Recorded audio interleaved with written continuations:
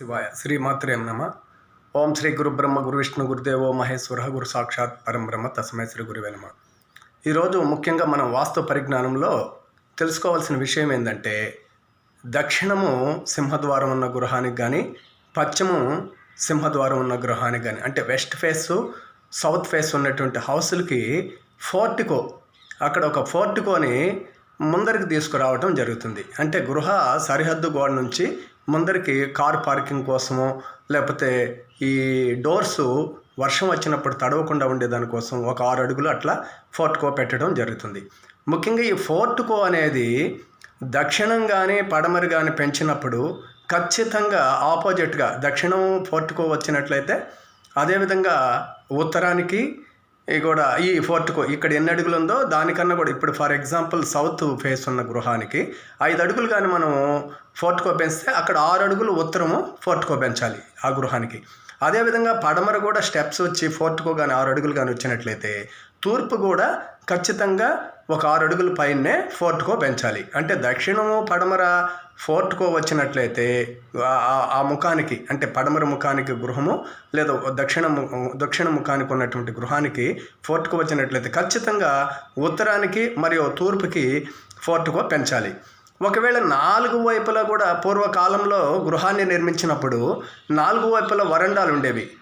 ఇవే వాలు వరండాలు అనేవాళ్ళు. పెంకుటిళ్ళకి కూడా మధ్యలో ఒక ఓల్ ఉండి సన్ రైజ్ వచ్చేది, అక్కడ పాండ్ కూడా ఉండేది.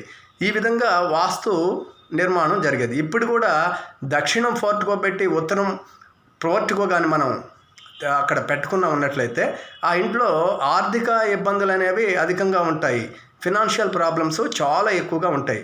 అదేవిధంగా పడమర ఫోర్టికో పెట్టి తూర్పు కానీ ఈ ఫోర్టికో లేనట్లయితే అక్కడ చాలా ఈతి బాధలు, సంతాన అభివృద్ధి ఉండదు, విద్యాభివృద్ధి అనేది కూడా ఉండదు, ఎక్కువగా ఆరోగ్యం పైన కూడా ప్రభావం చూసేదానికి అవకాశం ఉంటుంది.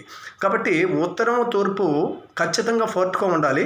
ఒకవేళ పడమర మరియు దక్షిణం ఫోర్టికో లేకపోయినా కూడా అవసరం లేదు. కాబట్టి తూర్పు ఉత్తరం సింహద్వారాలు ఉన్నప్పుడు ఉత్తరం తూర్పు ఫోర్టికో పెడతాం, దక్షిణం పడమర సింహద్వారాలు ఉన్నప్పుడు మాత్రం ఫోర్టికోని మనం విసర్జిస్తున్నాం. దాన్ని ముఖ్యంగా పరిశీలించి తూర్పు ఉత్తరం కూడా ఖచ్చితంగా మనము ఫోర్టికో అనేది పెట్టినప్పుడే ఆ గృహంలో అభివృద్ధి అనేది, ఆర్థిక ఇబ్బందులు లేకుండా, ఆరోగ్యానికి సమస్యలు తలెత్తకుండా ఉండేదానికి అవకాశం ఉంటుందని మనం ముఖ్యంగా గమనించాలి. కాబట్టి ఈ వీడియోలు చూస్తున్నారు, నా విజ్ఞప్తి ప్రేక్షకులందరూ కూడా లైక్ చేయండి, మీరు షేర్ చేయండి.